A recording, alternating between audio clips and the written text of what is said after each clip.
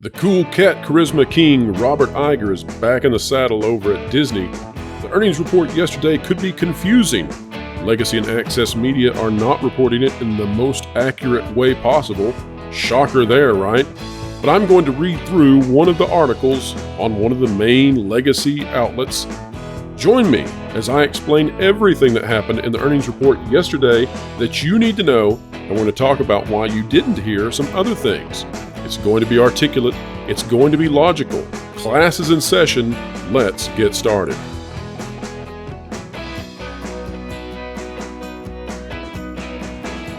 Explaining entertainment, keeping you ahead of the culture curve. That's what I do on this channel day in and day out. And boy, do we have some explaining to do today, because the earnings report for the Walt Disney Company came out yesterday evening. We did a live show over with Valiant Renegade and had a great panel, had a great time explaining everything. But this really is a report that requires a deep dive in order to understand what's going on. It's not easily understood, and so we're going to go through all of it, try to explain everything about it so that you understand what's going on with Disney, where Disney is going, and all of the things that you need to know in order to recognize what's coming down the pipe. Now, we're going to be reading from CNN Business, this article by Chris Isidore. Disney plans to cut 7,000 jobs and reward shareholders. Now, this is not how I would have titled an article about the earnings report that we watched yesterday, but this is how they want to frame it. So we're going to go along with that. I'm going to fill in all of the gaps for you. Before we do so, make sure that you click the like button, share, subscribe, and click the notification bell. All of that helps us out. Brand new channel. We're still only just 1 month old. This is an infant YouTube channel, but we're trying to grow this thing, and we need your help. So drop a comment, share your thoughts. Now, as we get into this, let me remind you that this is not financial advice. It should not be construed as financial advice. If you would like financial advice, then you should seek that information and that guidance out from your own financial advisor. Here we go. Disney said it would cut 7,000 jobs from its global workforce, part of a multi-billion-dollar cost-cutting initiative aimed at streamlining the company's operations in a period of media industry turmoil. Okay, so Disney is going to lay off 7,000 jobs, and, I hate that for the people who are losing their jobs. This is not how I would have started off the story, though. I don't think it's the biggest story. Although if you're one of the persons who's going to lose your job, well, this is definitely the biggest story for you. But for the rest of us and for the rest of the world, I'm not sure that 7,000 jobs being lost is quite the largest thing. Now, that's 3% of Disney's total global workforce. And again, this points to former CEO Bob Chapek having been correct in that he was trying to cut positions because Disney is in an untenable financial situation. We'll get into more about that in just a moment. While this is necessary to address the challenges we're facing today, I do not make this decision lightly, said CEO Bob Iger, who returned to lead the company in November when the board fired Bob Chapek as the company's leader. I have enormous respect and appreciation for the talent and dedication of our employees worldwide, and I'm mindful of the personal impact of these changes. Now, let me say this about all of that with Bob Iger. He never left Disney.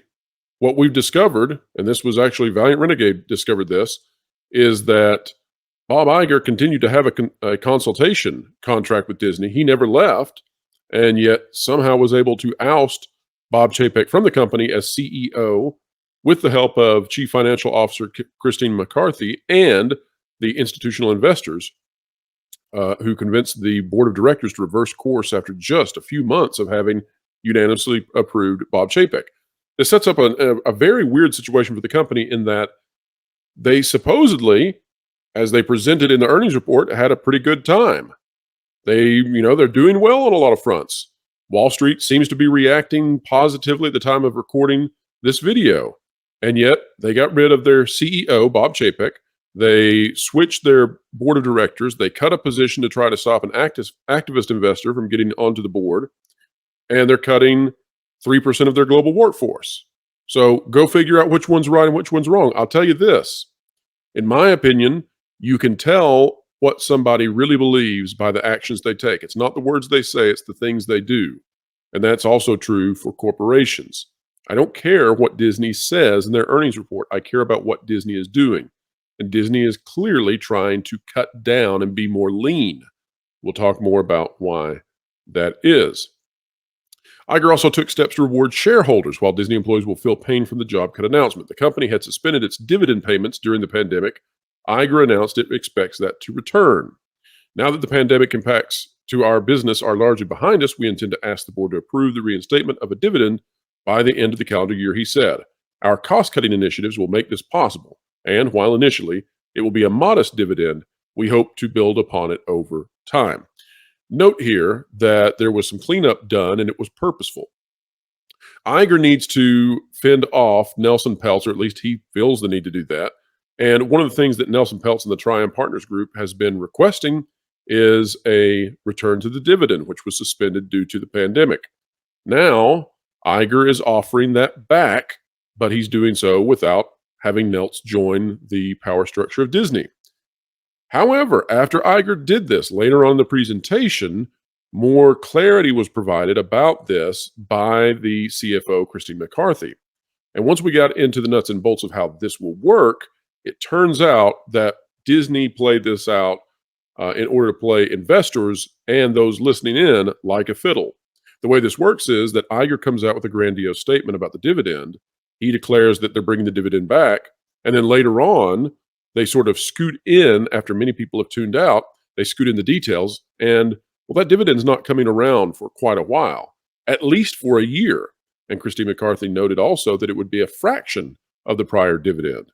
So all in all, may not be a big win, but if you are looking to spread out this positivity that might hold Nelson Peltz at bay, people like the writers over here at CNN Business are happy to carry your water, whether they do so knowingly or unknowingly. But that's what this video is all about. That's why we do stuff like this on the channel, to explain what's going on. All right, cost-cutting efforts. The job cuts come as part of a cost-cutting effort also announced Wednesday. Iger said the company is aiming for $5.5 billion of cost savings across the company. That's quite a lot, with $2.5 billion of that coming from annual savings in non-content operations. Content operations refers to business units such as movies and television shows. It said 50% of the cost savings would come from marketing expenses, 30% from labor savings, and 20% of the cost savings would come from less spending on technology, procurement, and other expenses. Since Disney is a major advertiser, a $1 billion reduction in annual marketing expenditures signals more difficulties ahead for other media, as well as tech companies. Yes, indeed it does. The sweeping job cuts were announced by Iger after the company released better than expected financial results for the fourth quarter of 2022. Now, let me say here that in some ways, these were better financial results. In other ways, they were not. And that's why this was a very difficult earnings report for the average person to understand. I can see how people who despise Disney or who were hoping for Disney's demise would come away from this thinking that, maybe that was the case. I can also see how people who love Disney and want to see Disney prosper would think, oh, well, this was the perfect example of that happening. Neither of those seems to be true. This is actually a very mixed bag, and we'll talk about where Disney is strong and where Disney is weak. Continuing on, earnings per share, while slightly lower than a year ago, shot past forecasts, coming in at 99 cents, excluding special items. That's down from $1.06 a share it earned on that basis a year earlier, but far better than the forecast of 78 cents a share. The company said the results were helped by strong box office showings, including the hit Avatar: The Way of Water and exceptionally robust park revenue. That's just not true. The company did not say that, and I was there for the entire thing. Robert Iger did spend time praising Avatar: The Way of Water, and he made great commentary on how well it did at the box office. Then he segued to Black Panther, where rather than praising its box office, he praised the idea that it is going to do well at the awards shows. That's a very different thing, and it has absolutely no impact on the financial standing of Disney.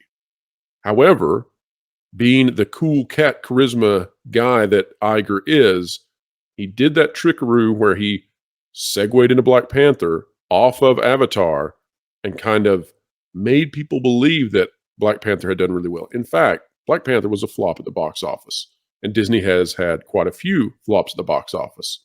Later on in a single sentence, we would find out from Christine McCarthy that Some of the losses that Disney has taken on came from unexpectedly poor box office showings. So this line is simply incorrect. What is not incorrect is that Disney had exceptionally robust theme park revenue. That also needs further description, though, because again, this is another mixed bag situation. Here's the deal on that one. Yes, the domestic parks are performing like crazy in the last quarter. They're doing just bonanza.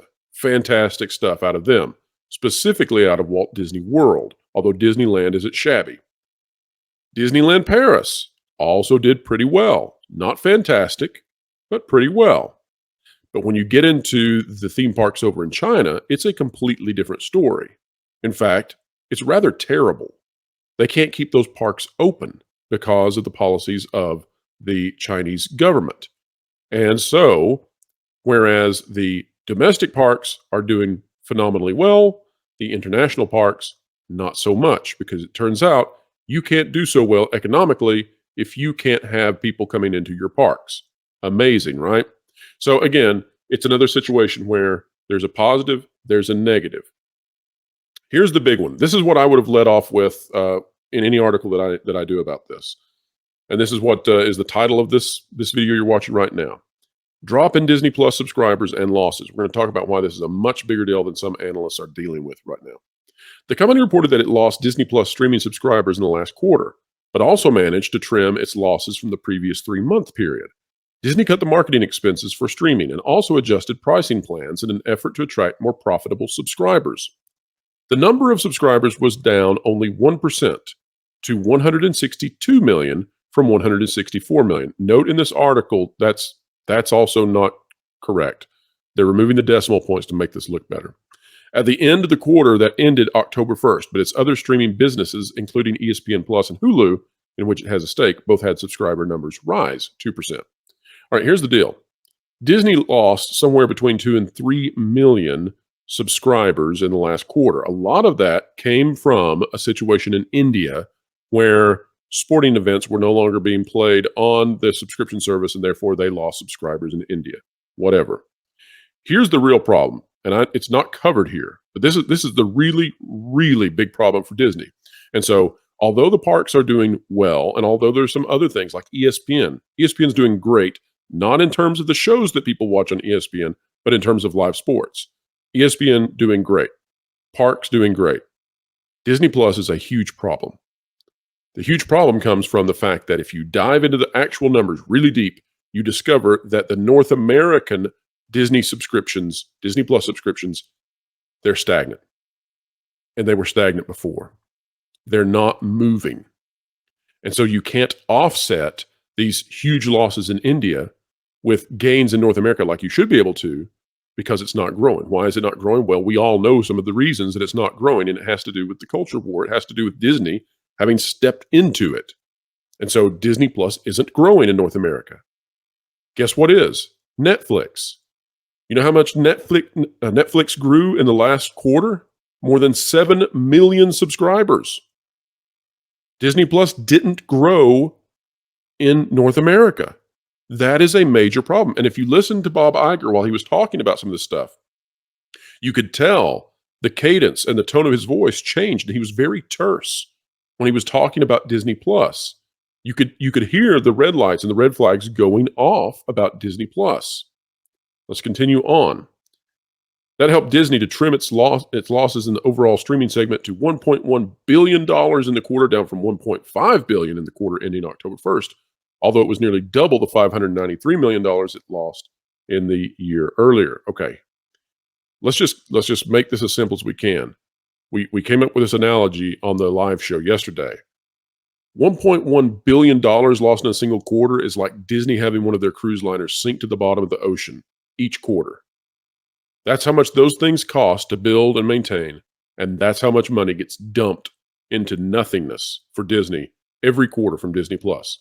Now, they said in the earnings report that they think they can get that down to about $800 million next quarter. That's still a ton. And this is a giant Mickey glove-sized Chinese finger trap for the company, because guess what? In order to get those losses down, they have to cut back on production costs.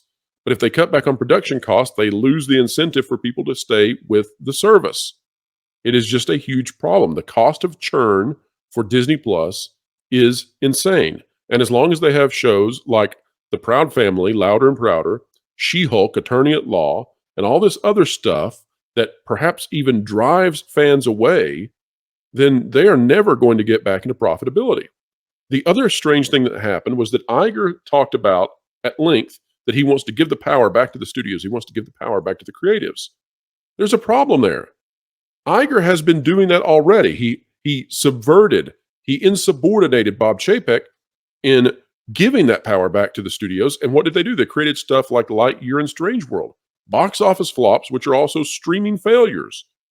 So what I really think is happening there is that if Robert Iger has any sense in his head, and he does, he's a smart guy, I think that he is probably trying to coddle those studios, build them up, so that when he says, you got to cut this stuff out, we can't do this, that they'll listen to him. But I don't know that that's going to work.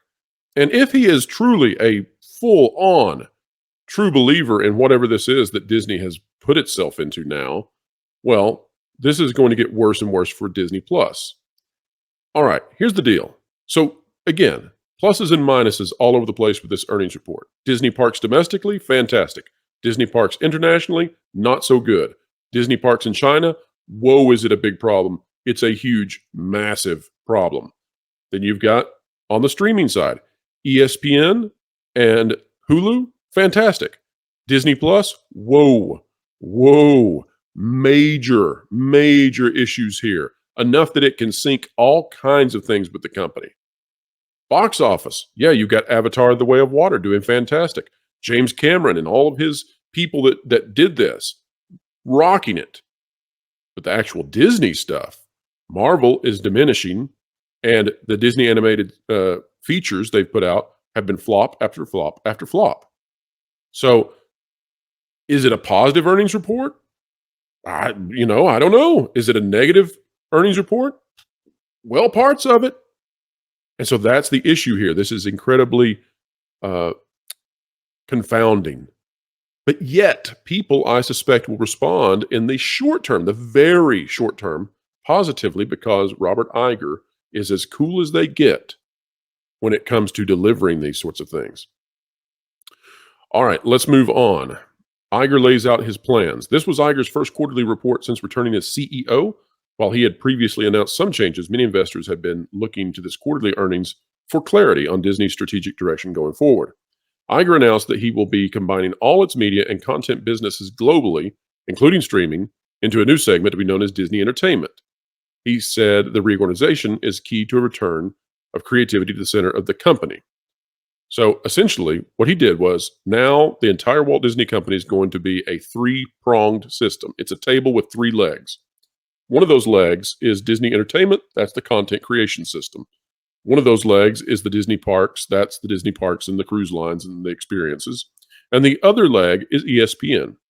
Now, that is a major change to give ESPN 1/3 of the power of the company. But part of that is potentially to try to protect Disney from losing ESPN because some of their major investors want that to be spun off. Disney appears ready to defend ESPN to give it all of the backing that it needs to be, well, one of the biggest pillars inside the company. Again, the shows for ESPN, they suck. Nobody cares, low viewership. But the live sports, that's what Disney's into. And they might be into gambling as well. However, if you look at this system now, there are two legs of Disney that are very healthy. Well, somewhat. The ESPN side, extremely healthy except for the shows. But everything, that's minuscule. That's not even who cares, right? The parks, domestically, doing fantastic. And honestly, Walt Disney World Resort can carry them also. They're fine. But that third leg, that Disney Plus leg, that box office leg, it is damaged big time. And you could hear it in Iger's voice when he was talking about this. The issue there is that the second leg, the Disney parks, the Disney cruises, they're highly dependent on the content side, the Disney entertainment side, creating stuff that they can then build into their parks that they can use to get people excited for coming. It's going to be awfully hard for Disney to fill their Galactic Star Cruiser and their Galaxy's Edge and all the other stuff if there's no Star Wars movies coming out and if people aren't excited by Star Wars content. So you can see how this could actually be a disease inside Disney that begins to spread. They need to get it stopped. It's already started with Galactic Star Cruiser and some other stuff. Now, as for hearing about Nelson Peltz or hearing about the change in the law for Reedy Creek that governs the Walt Disney World Resort, which, by the way, I'll be talking about soon, the access and the legacy media, boy, they are really misleading people on this one. But as for those issues, which are very spicy, of course, Disney did not touch those. They didn't touch them for the same reason that if you came into a sales pitch, nobody's going to tell you, hey, this car is great, except for the wheels fall off. They're not going to tell you that because they're trying to sell you the car. Disney is trying to sell itself to investors, despite the fact that it still has to be as truthful as possible with those investors. And so they told the things that they had to tell that were negative, but nothing beyond. Really, though, if you're looking for a bad guy in all of this, it's those institutional investors who had the chance to send in questions. And during that Q&A session, all that Robert Iger got was very softball, very easy, tee him up kind of questions that he could answer without any difficulty at all. It would have been nice to have had at least one of those questioners put something forth that required at least a little bit of brain work on the part of the new CEO to answer. But we've got time to go. It'll be just a little while, and then we're getting some big votes coming in as to Nelson Peltz and the Trian Group, and he's going to be sticking around. And we're also going to be finding out very soon just how badly the new changes for Reedy Creek, RCID, will impact the Walt Disney World Resort. Don't listen to the access and the legacy media. You can read their stuff, but wait until we come out with more detailed instructions about what's actually going on. We've been right on this for, about a year now straight. And we're going to keep being right. We're going to keep giving you the truth, whether it is good or bad, whether it is on Disney's side or against. We're just doing the truth here. And that is why I think you guys appreciate this channel. I hope you do at least. It sure is an honor and a great responsibility to give you the truth as I see it, as best I can each and every day. We'll continue doing this. Tomorrow we have some major stuff coming out. We'll have some special guests on with us, and it's going to be a heck of a show. So I'll see you tomorrow at 10:30 in the morning as well, Eastern Time. Again, click that like button, share, subscribe, notifications, all that. Drop a comment down below, and wherever you are, whatever you're doing, keep learning, keep growing, and keep having fun.